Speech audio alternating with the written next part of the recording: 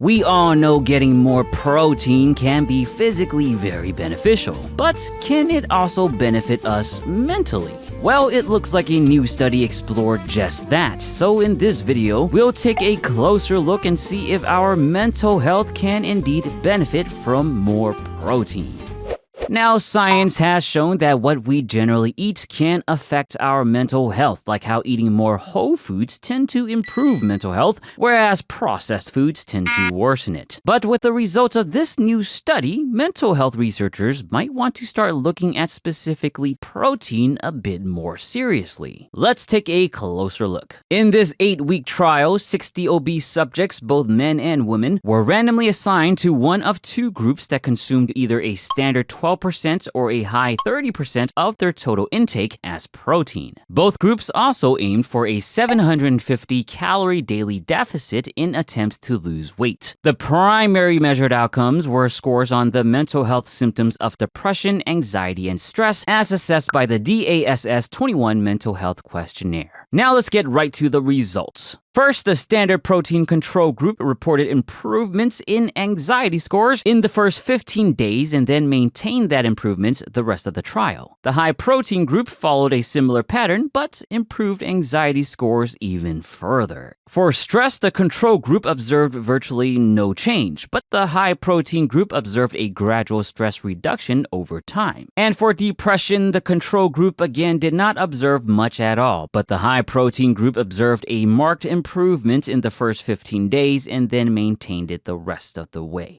Based on these outcomes, the researchers concluded that, compared to a standard protein diet, a high-protein diet paired with a calorie deficit can indeed improve depression, anxiety, and stress in obese people. Now, I know this might seem quite optimistic, but we do need to take a step back because unfortunately, this study does run into a few issues when it comes to the data, or rather, the lack of data. More specifically, the researchers did not report a major factor to any nutrition-based research, and that is how much the subjects actually adhered to their assigned diet. We don't know if the subjects consistently consumed the right amount of protein or even calories, and the thing is, the researchers likely have this data since food adherence was evaluated, but for some reason chose not to report it. Second, they also measured changes in other outcomes like body weight, fat, and muscle mass, but again decided not to report it. And these are just some examples of missing data that can be very useful to help us better understand the overall findings. And that's another thing. Even if we take the findings at face value, we can't really explain why more protein led to greater mental health benefits. In fact, while using this very same intervention, the researchers conducted another study but on the topic of sleep quality. And there they found that high protein intake generally led to better sleep quality. So could have the better sleep quality play a bigger role on mental health or vice versa than the protein itself? And of course, we don't know if we'll see the same outcomes with diets without a calorie deficit, nor for people that are not obese. So ultimately, being a protein advocate myself, it pains me to say this, but because of these unanswered questions about the data, we cannot confidently say that protein can improve mental health just yet. But the silver lining for the study is that it did discover this interesting interaction between protein and mental health, which might just attract enough attention for even more research on this topic in the future. And that's what's great about science. As for now, sure, I wouldn't recommend more protein specifically to improve mental health, but of course we do know it has many great physiological benefits. And if more protein does make you feel better mentally, then we'll just think about it as a nice little bonus